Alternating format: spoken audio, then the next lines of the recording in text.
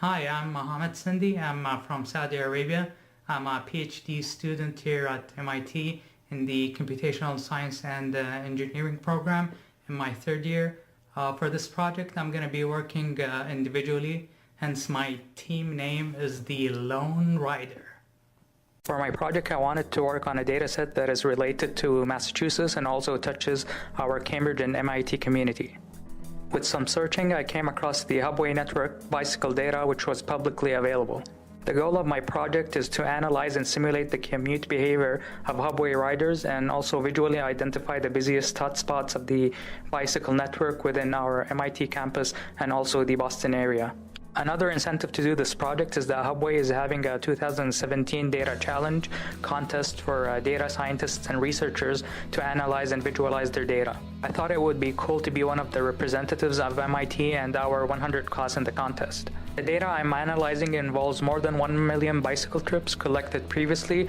It's in a text CSV format, which is a few hundreds of megabytes in size.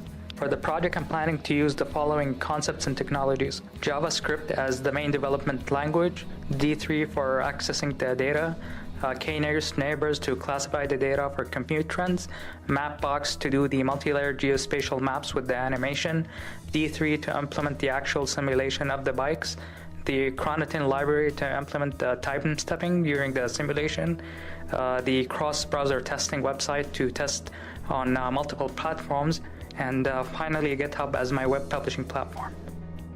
We have identified 4 risks for this project.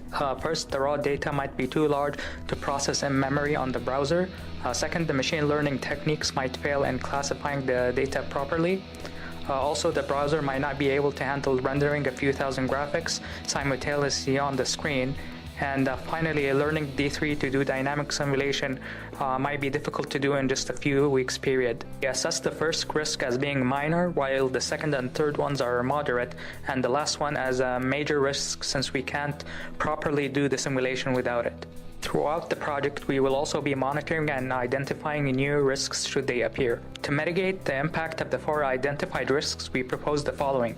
We can pre-process the large raw data on disk with Node, then use the reduced results in the browser to improve the performance.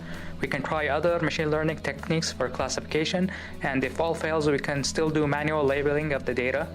We can try different browsers to see which ones have better performance. And finally, we can use simple HTML animation for the simulation instead of the fancy D3 animation. Next steps for this week is to download the data and understand its structure. After that, we will try to reduce the data to a format suitable for our machine learning algorithm. Once we have the results from the machine learning algorithm, we can average them and find the commute trends by the hour and also produce 2D plots for those trends. After that, we will focus on simulating the bike commute trends, which we will cover in more details in our next video.